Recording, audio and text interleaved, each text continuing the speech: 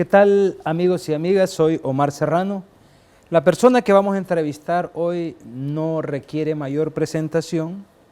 Es un teólogo brasileño considerado uno de los mayores exponentes de la teología de liberación, exponentes y renovadores de la teología de la liberación, cuyo referente principal es la figura de Jesucristo como defensor y liberador de los pobres.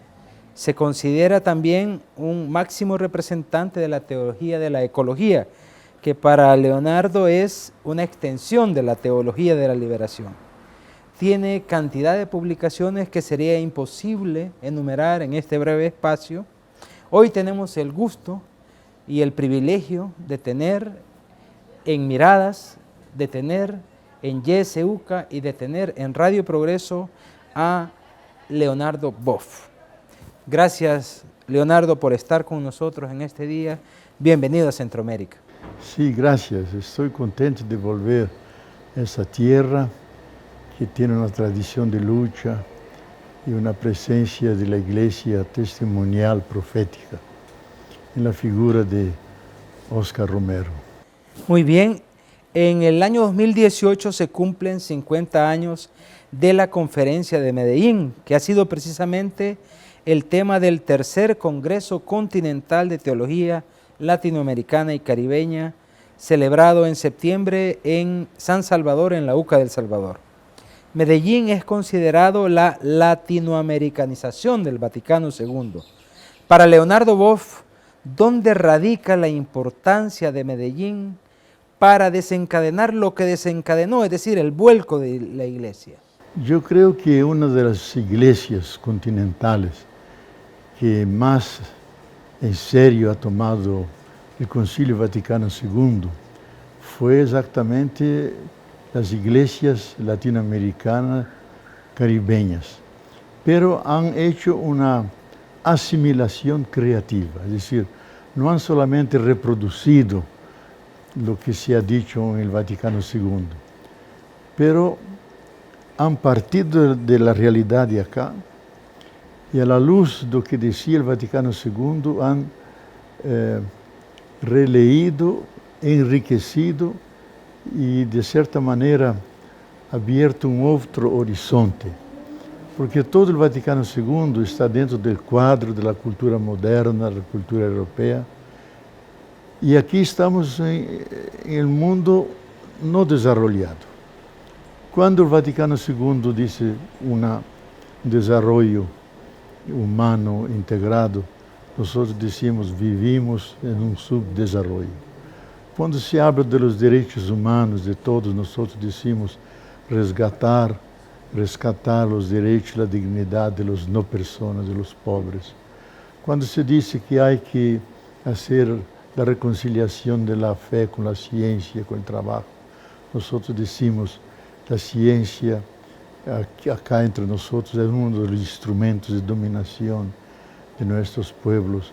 Hemos enriquecido. Y el gran documento del Vaticano II es la Iglesia dentro del mundo moderno. Nosotros hemos traducido la Iglesia dentro del submundo moderno, que está en transformación, que es el continente sudamericano.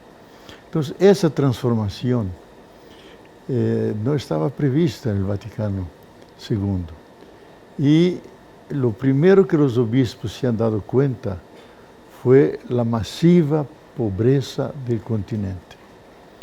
Y ellos dicen claramente que un clamor del pueblo sube al cielo, esperando una liberación que no les viene de ninguna parte. Y hace una llamada a la Iglesia, en qué medida la Iglesia puede ayudar a salir de esa situación de pobreza y miseria en dirección de una humanización, una integración y el rescate del rostro humano de las personas. Esa fue la grande colaboración de Medellín. Es decir, Medellín ha creado una nueva visión de la misión de la Iglesia, que es una misión de responsabilidad por los pobres, justicia social y liberación. Entonces, por la primera vez aparece el tema liberación que 10 años después en Puebla será profundizado como opción preferencial, por eso no exclusiva, solidaria, por eso no asistencialista, por los pobres, contra la pobreza, en favor de la justicia social, en favor de su liberación. Le he oído yo en alguna vez, Leonardo, que usted ha dicho que Medellín significó algo así como el bautismo de la iglesia y Puebla la confirmación. Sí, yo creo que es una metáfora para decir que el bautismo inicia un nuevo proceso, que fue la centralidad de la iglesia en la transformación del continente, especialmente del lado de los pobres, y la crítica también a los que producen pobreza, que son relaciones sociales injustas que crean pobres. Y Puebla radicalizó esa visión diciendo que la pobreza del continente es producto de relaciones sociales injustas, inicuas, que tienen que ser cambiadas desde la perspectiva de los pobres. Entonces es una confirmación y al final la gran encíclica del Papa, Laudato Si, cómo cuidar de la tierra. Yo digo, si no cuidamos bien de la tierra, será el sacramento de la extrema unción, es decir, del final. De la tierra. De la tierra y de la especie humana. Muy bien, ¿sigue vigente Medellín 50 años después? ¿Hay que replantear algo en la iglesia? Yo creo que hay que volver al primer amor, porque ni todos los obispos, ni todos los párrocos, ni todos los fieles han hecho ese cambio, han llegado a ese nivel de conciencia, que la iglesia tiene una misión no solamente religiosa, pero también una misión social, ética, de justicia, de denuncia de la ofensa de los derechos humanos. Entonces muchos siguen la vieja tradición que viene de Trento, de la tradición medieval, pero hay un núcleo central que es la punta más avanzada de la iglesia en todos los países, que son grupos progresistas que toman en serio ese nuevo tipo de cristianismo insertado en la realidad y sin perder su dimensión evangélica, religiosa, que es el punto de inspiración, pero dicen, como estamos dentro de la sociedad, estamos de la parte de los que más sufren, que son las grandes mayorías pobres, indígenas, negros y marginados de nuestro continente. Ahí es el lugar de la iglesia. Y ese lugar significa un cambio de lugar social. Normalmente la iglesia está está en el centro de la ciudad, está muy cercana de los estratos ricos, burgueses, que están bien, pero bastante lejos de los pobres. Ahora se desubica del centro, va hacia la periferia. Y ahí entonces emergen los movimientos típicos de ese tipo de iglesia, que son las comunidades eclesiales de base, que son los círculos bíblicos, que es la liturgia popular, que es una reanimación de la piedad popular ya comprometida con cambios sociales, que son las formas nuevas que ese tipo de iglesia ha ganado en nuestro continente. Vamos a volver sobre el punto de la iglesia un poco más adelante. Veamos ahora lo que está pasando en este momento. Hay un fenómeno que a juicio de muchos se constató en el más reciente Foro Social Mundial celebrado en Salvador de Bahía, Brasil, y es el agotamiento de algunos gobiernos llamados progresistas. En el mismo foro se citaba, por ejemplo, los casos de Ecuador, Venezuela, Argentina, Bolivia, lo que estamos viendo en Nicaragua, lo mismo que está pasando en El Salvador, que han sido cuestionados por alejarse de la gente y fueron cuestionados por sectores de la misma izquierda. La teología de la liberación ha sido, la han vinculado de alguna manera a estos gobiernos de izquierda. ¿Cómo se sitúa la teología ante este agotamiento de los gobiernos progresistas? Mira, ese es un fenómeno que es más o menos universal, que es el acento el ascenso de las derechas, de un pensamiento más autoritario, casi un desprecio de la democracia. Y algunos hablan incluso que estamos viviendo un fenómeno absolutamente nuevo, que es un Estado post-democrático. Un Estado que no le importa la Constitución, las leyes, y utiliza la violencia, las formas imperativas, autoritarias de relación con la sociedad. O que ocurre de manera, yo creo, paradigmática ahora en Brasil, con el golpe parlamentar, jurídico, mediático que se ha dado contra Dilma Rousseff y contra Lula. Lula está en la prisión ahora en función de esto. Entonces, nosotros de la Teología de Liberación siempre hemos estado del lado de los pobres, he hecho una crítica a las izquierdas, también al PT, Partido de los Trabajadores, que ellos han hecho políticas sociales muy importantes. En Brasil, Lula y Dilma han incluido 40 millones de personas, que es casi la población de Argentina, y creado proyectos sociales muy importantes, de luz para todos, mi casa, mi vida, etc. Pero han perdido el contacto con las bases sociales. Por eso se han organizado el poder y se han hecho combinaciones y articulaciones, coaliciones donde entró mucha corrupción y las bases se quedaron fuera. Y ahora se nota que hay un vacío de liderazgos y un ascenso de ese pensamiento más de derecha, de orden, disciplina, de imposición, que va en la línea un poco del fascismo. Eso es muy claro en Brasil, pero se nota en Alemania, se nota en Italia, donde hay una colisión con la derecha y la extrema derecha. Pero ese ascenso está en todas las partes, es una crisis mundial de la representatividad. Es decir, el pueblo se siente no representado por los cuerpos políticos y debemos descubrir otras formas de una democracia participativa, de base más popular, un Estado de derecho, pero derechos universales para todos. Y ese es el gran reto que estamos enfrentando en este momento. Estamos en YesEuca, estamos en Radio Progreso, conversando con Leonardo Boff, teólogo brasileño muy conocido por ustedes.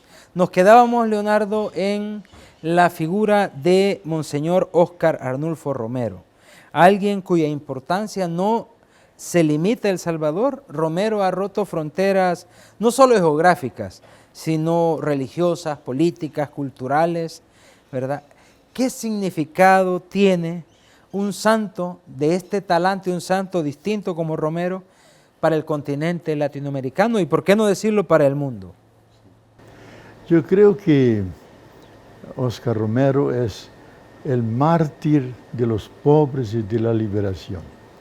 Muchos campesinos dicen, él ha amado a los pobres, los ha defendido, por eso lo mataron, por eso lo mataron. Entonces, ese es un poco el símbolo de un tipo de iglesia que ha tomado en serio la opción preferencial por los pobres, defendiéndolos, cuidando de ellos y enfrentando a los opresores. Entonces tiene el anuncio de una más justicia, más libertad, más liberación, y la denuncia de los que producen esas víctimas, que es el capital, que son las oligarquías, que son las dictaduras militares muy represivas que ocurrieron en Brasil, en Chile, Argentina, en varias partes de América Central igual.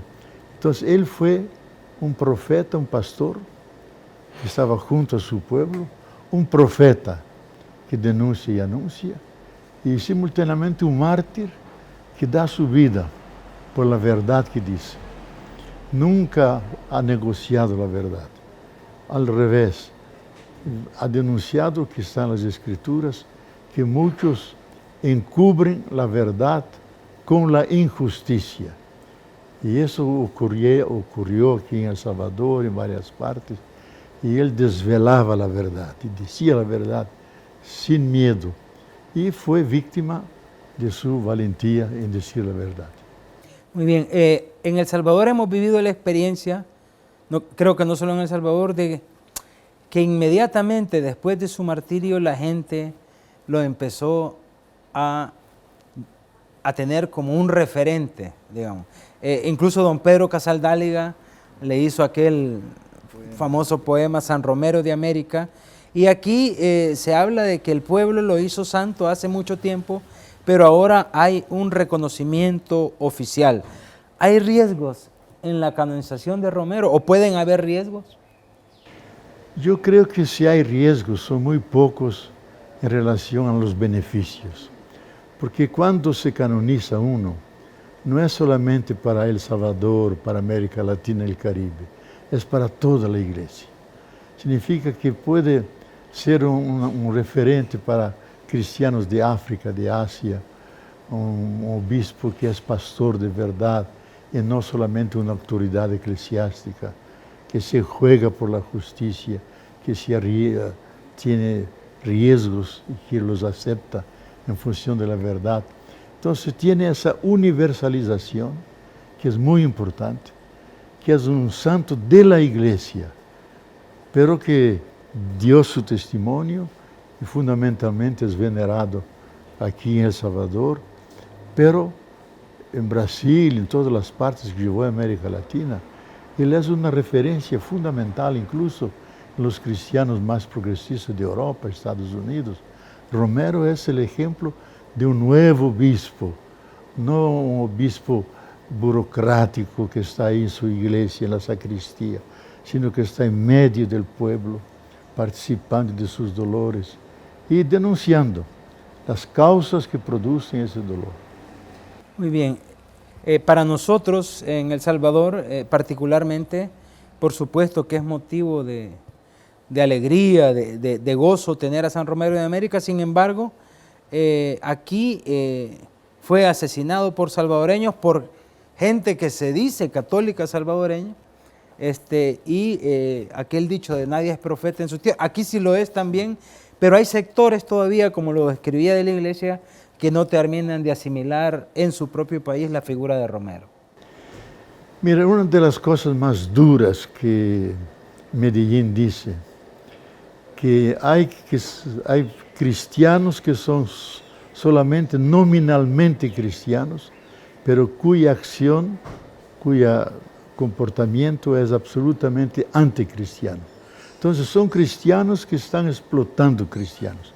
Son cristianos que están asesinando cristianos, campesinos y otros.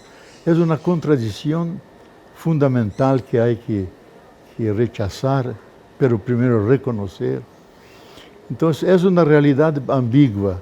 Si uno desde el poder mira a Romero, dice, no, él se opuso al poder, al orden establecido.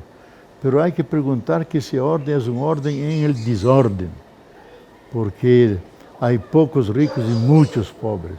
Entonces esa desigualdad es una injusticia social.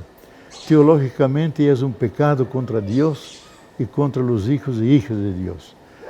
Decirlo eso, solamente un obispo profeta, un obispo pastor puede decirlo, y Romero lo ha dicho, como Pere Casaldáliga, como el cardenal Arndt en São Paulo, como tantos en América Latina, Angelelli en Argentina, Proaño. Tenemos un montón de profetas que están en la línea.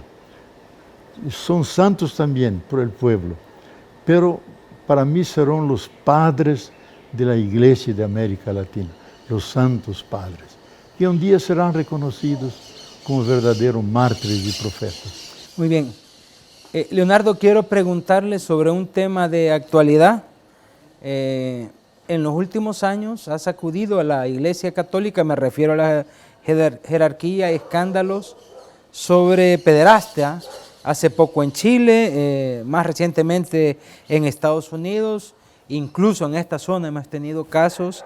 ¿Cómo debe abordar la Iglesia estos problemas? O más concretamente, ¿cuál debiera ser el compromiso de la Iglesia para con estas víctimas? Yo creo que hay dos momentos.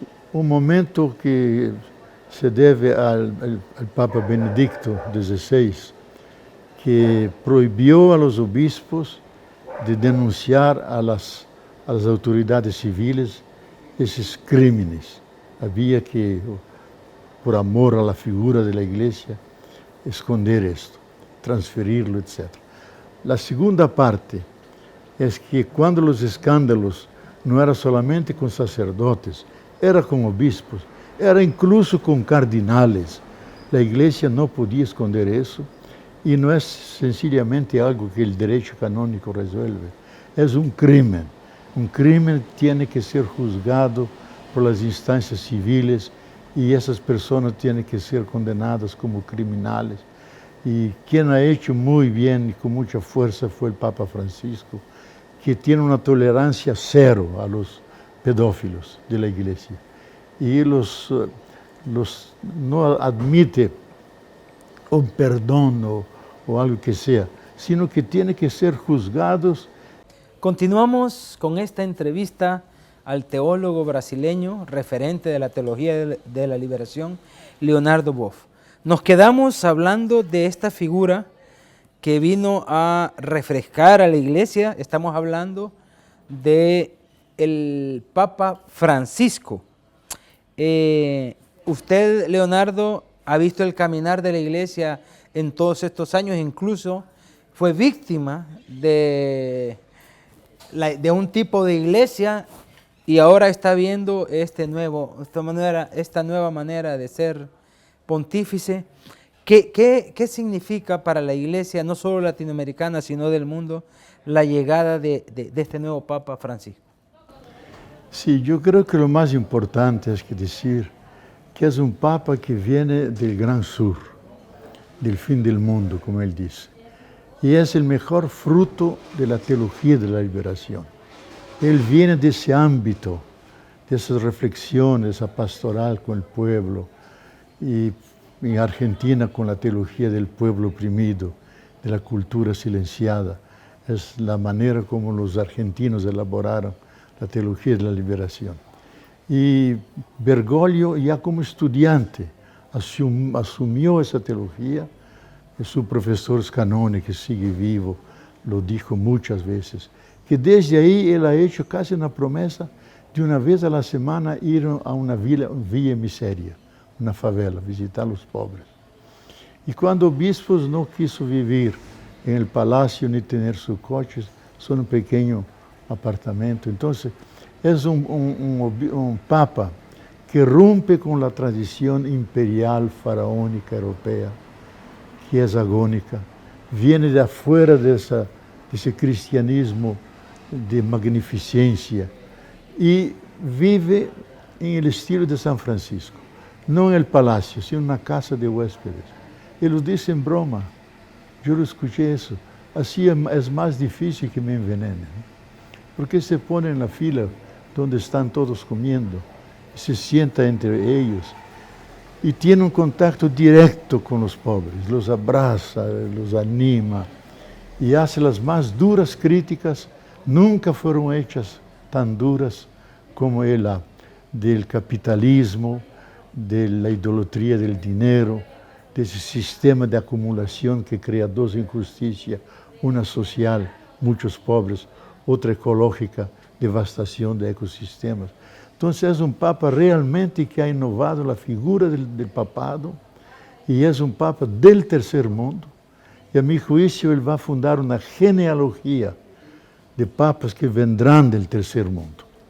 Porque el primer mundo está cansado, ahí están solamente 24% de los católicos en Europa, 62% en América Latina, los demás en Asia y África. Entonces casi tenemos el derecho. Tenemos fuerzas, iglesias nuevas que pueden presentar candidatos que pueden ser papas, es decir, ayudar a la Iglesia Universal, esa fase nueva de la humanidad, que es la fase de la globalización, de la planetización. Mi pregunta siguiente iba orientada precisamente en esta línea.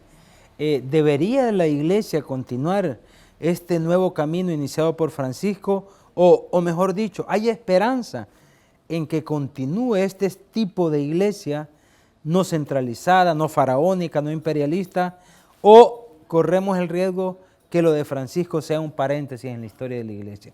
Lo digo porque sabemos que el Papa ha recibido duras críticas incluso dentro del Vaticano, y uno ve también figuras prominentes de la Iglesia en esta parte que no reflejan precisamente cercanía con la causa de los pobres. Yo creo que llegamos a un nivel de conciencia eclesial de la importancia de una iglesia que se compromete con la justicia, con los pobres, con la sencillez, que abandona los símbolos que eran todos paganos de los imperadores y que se viste en formas humildes, que no hay que olvidar que somos herederos de un prisionero político, Jesús de Nazaret, que murió no de viejo en la cama ni atropellado por un camello, sino murió en la cruz, gritando.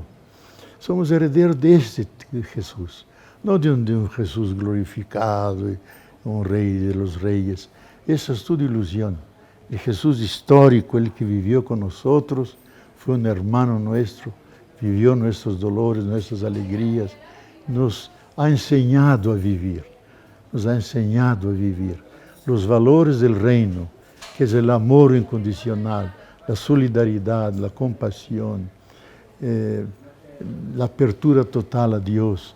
Entonces yo creo que esa riqueza espiritual que nuestras iglesias han creado es la base para que aparezcan y existen ya cardinales que pueden ser excelentes papas para esa nueva visión que se está imponiendo en todas las partes de una iglesia realmente nueva, que es la realización del Vaticano II en su traducción en términos del tercer y cuarto mundo. Muy bien. Quiero terminar esta entrevista. Usted también es un referente de la teología de la ecología. Honduras libra una lucha en contra de la minería, Guatemala también. Aquí ya hubo lucha, afortunadamente se prohibió la minería. Ahora hay una lucha por el agua, no se quiere reconocer el derecho humano, ni se quiere reconocer que el Estado es el último garante. Y ha sido una fuente de inspiración, Laudato Si, para nosotros en esta lucha, en esta tierra centroamericana. Usted dijo que si no cuidábamos la tierra, Laudato Si podía ser la extrema unción de la tierra.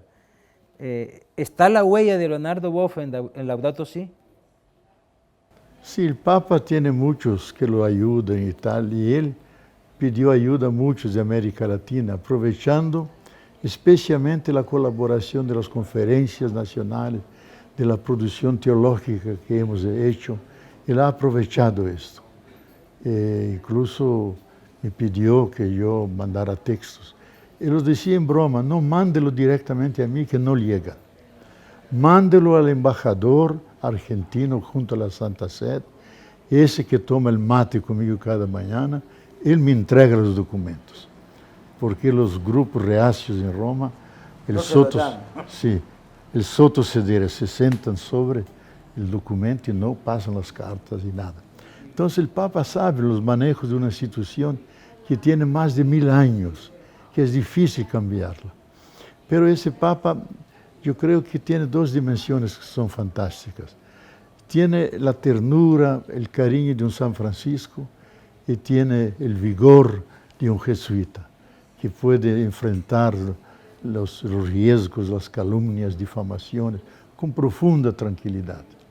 Incluso cuando hablamos con él que era más fácil que la mafia lo matara en Río do que en Roma, él contestó, yo no quise ser papa, Dios lo quiso, tiene que protegerme.